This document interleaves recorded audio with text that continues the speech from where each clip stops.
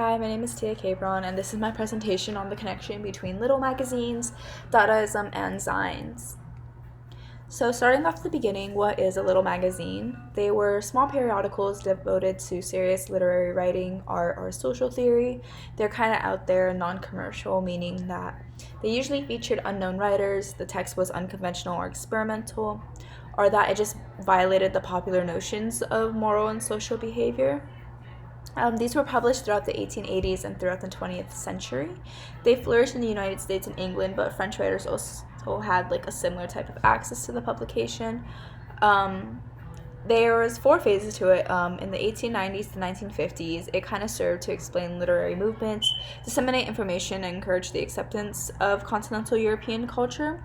From the 1950s to the 1930s, it really focused on literary, aesthetic form, theory, and the publication of fresh and original work. The 1930s saw the beginnings of leftist magazines, and the 1940s featured critical reviews and supported a group of critics. Thanks to little magazines, they've kind of documented every literary movement that has existed since the 1890s. So, yay! Moving on to Dadaism. Dada art was very anti-art. It questioned the definition of art, and it was very undirected, improvised, and absurd. It really kind of pushed art to what it could be.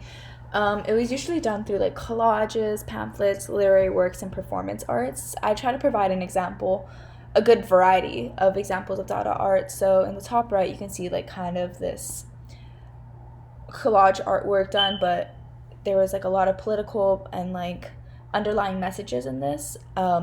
On the bottom, there is the toilet bowl with a name written on it. Somebody put that in an art exhibit and saw how long it could sit there just being a toilet bowl and who would see it as art and who wouldn't. And then the top one is kind of a little collage, mixed media, yeah.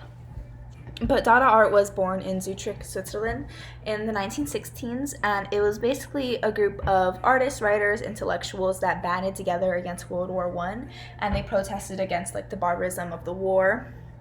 They did that through their art, of course, and they traveled from Switzerland to New York, Berlin, and Paris.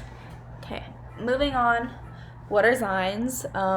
They were these popular medium for underground publications, and they were created out of a frustration and desire to fight injustices.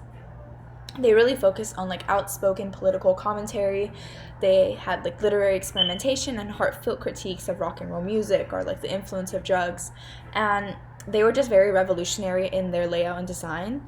They began in the 1930s as an ode to sci-fi, but then in the 70s the punk movement kind of used it as a medium, and so as Riot Grrrl, which was a feminist punk movement of the 90s.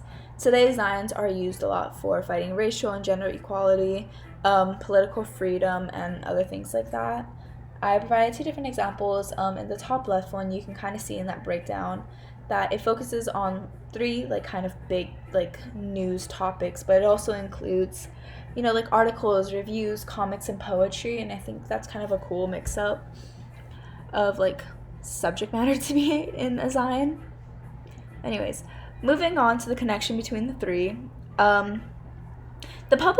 These movements all kind of provided a space for writers to formulate non-academic poetic discourse. In 1912, the Dada movement used the little magazine format to fight the nationalistic and bourgeoisie culture in Europe. So the techniques such as collages and experimental typography became very common.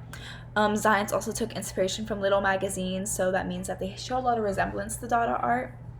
And many publications acknowledged the connection and influence each movement had on each other.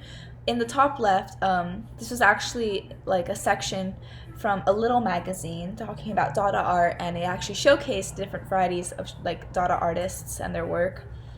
The other 2, the female trouble, is just collage from a Zine, and then below it is another kind of mixed media, I guess you could call it, and it's from a magazine called Kids of Dada. Yeah.